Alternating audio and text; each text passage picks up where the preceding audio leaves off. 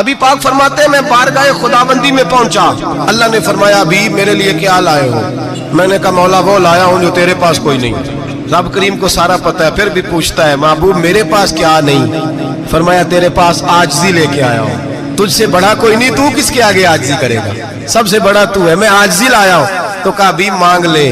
او بھائی بچے بڑے پیارے ہوتے ہیں، لوگ جب ہاتھ اٹھاتے ہیں نا تو میں نے دیکھا ہے ماں باپ اپنے لیے بعد میں مانگتے ہیں، اولاد کے لیے، اور بالخصوص جو بیٹی ہوتی ہے نا بیٹی، او بھائیو میرا اور آپ کا پیار تو اور طرح کا ہے۔ دنیا میں اگر کسی نے بیٹی سے پیار کیا ہے تو مدینے والے حبیب نے سیدہ فاطمہ سے کیا ہے، حسن اور حسین سے کیا ہے۔ معراج کی رات جب نبی پاک سے رب کریم نے کہا کہ بولو محبوب کیا چاہیے، کسی کمزور روایت میں بھی نہیں ملے گا کہ نبی پاک نے کہا اے اللہ فاطمہ کے لیے کچھ دے، اے اللہ حسن حسین کے لیے کچھ دے۔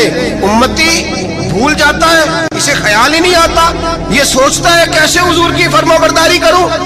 میرے نبی کریم علیہ السلام فرماتے ہیں جب رب نے پوچھا کہ ابھی کچھ مانگ لے، نہ حسن کی بات، نہ حسین کی بات، نہ فاطمہ کی بات، نہ علی کی بات، نہ ابو بکر، نہ عمر، نہ عثمان، نبی پاک نے کہا اللہ تو میرے ساتھ گناہگاروں کی بات کر، اے اللہ تو گناہگاروں کی بات کر، یہ بھول جائیں گے، پھٹک جائیں گے۔ تو رب کریم نے کہا محبوب میں تیرے ساتھ وعدہ کرتا ہوں تیری آدھی امت بغیر حساب کتاب جنت میں داخل کر دوں گا۔